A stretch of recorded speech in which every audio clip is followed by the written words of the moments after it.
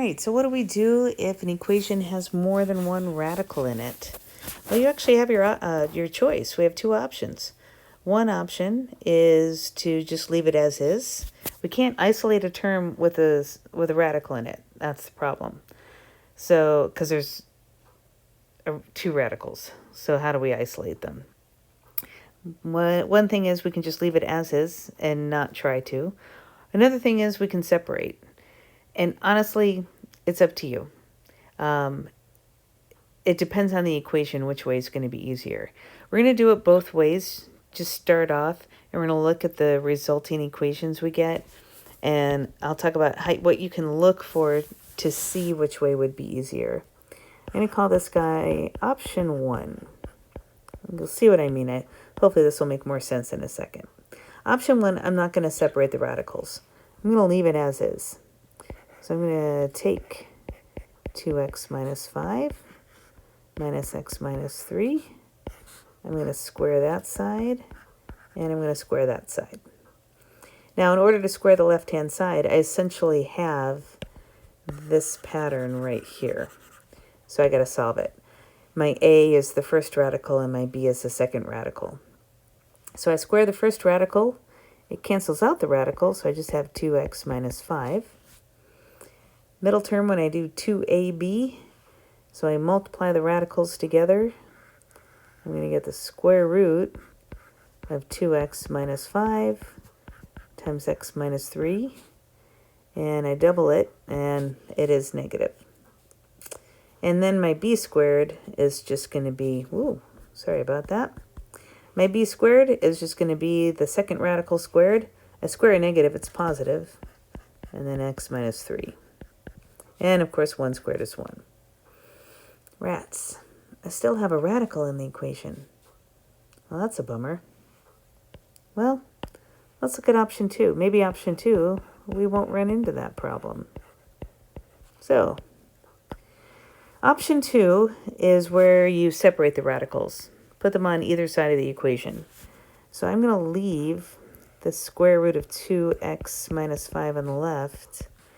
And then I'm going to add the square root of x minus 3 to both sides, so it'll wind up on the right. And now I square both sides. Well, on the left-hand side, the square and the square root cancel out. I have 2x minus 5. And on the right-hand side, following the pattern shaded in yellow, a squared would be 1 squared, which is 1. Multiply a times b and double it, and I'd have 2 times the square root of x minus 3. And then b squared is plus x minus 3. So let's look at what we got. I'm going to highlight this one from option 1 in green, and I'm going to highlight this one from option 2 in pink. Well, they both have a square root left. So neither way was I able to eliminate the radicals completely. And that's going to happen. When you have two radicals in your equation, it's going to take squaring both sides of the equation twice to get rid of them. So we squared both sides. We got rid of one radical. Now we're going to have to square both sides again to get rid of the second radical. But look at both equations. One definitely looks a little simpler than the other. And that's because on option 1, underneath the radical, we have to multiply two binomials together. Whereas in option 2, it's just a simple x minus 3 under the radical. That's what makes option 2 a little nicer on this problem. It's not a whole lot of a difference. It just makes it a little easier. But, you kind of have to get good at them to kind of look at the original equation to start seeing, wait, which one's going to be better? And the key actually is in the pattern. It's in this pattern right here, and it's in that middle term, 2ab. Look at what, if you square the, in option 1, your a and your b are both binomials. You're going to have to square the binomial. Whereas in option 2, your a and your b, well, you got a 1 times x minus 3. That's your clue that option 2 is going to be a little better. But again, it depends on the equation. So you have to kind of play it by ear. So usually, though, it is better to separate the radicals. So that's what I'm going to do. I'm going to cross out option 1. Let's finish this up. Let's finish up option 2. So if we look at option 2, I still have a radical. I'm going to want to square both sides again. But before I do that, I need to isolate the term with the radical. I'm first going to simplify that right-hand side. I have the 2 root x minus 3. And then I'll just have an x. But I have a 1 minus 3, which is negative 2. Then I can subtract x from both sides, add 2 onto both sides. I wind up with this. And now I can square both sides. Again, this is going to be the pattern from above.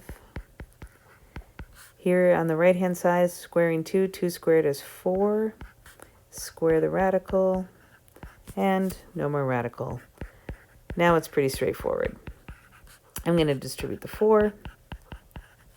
And then 6x minus 4x is negative 10x. 9 plus 12 is 21. Conveniently, this factors almost as if they meant it to. And I get x equals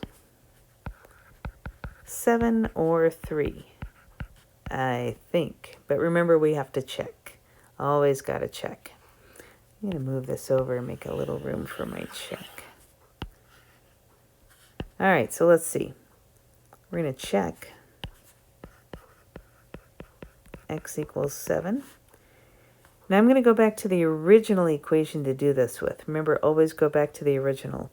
So the original equation was, let's see here, I'll put it up here in the top. It was the square root of 2x minus 5 minus the square root of x minus 3 equals 1. So I'm going to have square root of 2 times 7 minus 5 minus the square root of 7 minus 3 equals 1. We got 14 minus 5, so we have the square root of 9. 4 minus 3, or 7 minus 3 is 4. Does that equal 1? Square root of 9 is 3. Square root of 4 is 2. And 1 equals 1. So x equals 7 worked. Let's check x equals 3. So we have the square root of 2 times 3 minus 5 minus the square root of 3 minus 3. Does that equal 1? 6 minus 5 is 1. We have square root of 1. Whoops. Minus the square root of 0. Does that equal 1? We got 1 minus 0. Does that equal 1? Oh, it sure does. So they're both keepers. We don't have any extraneous solutions. And there's our answer.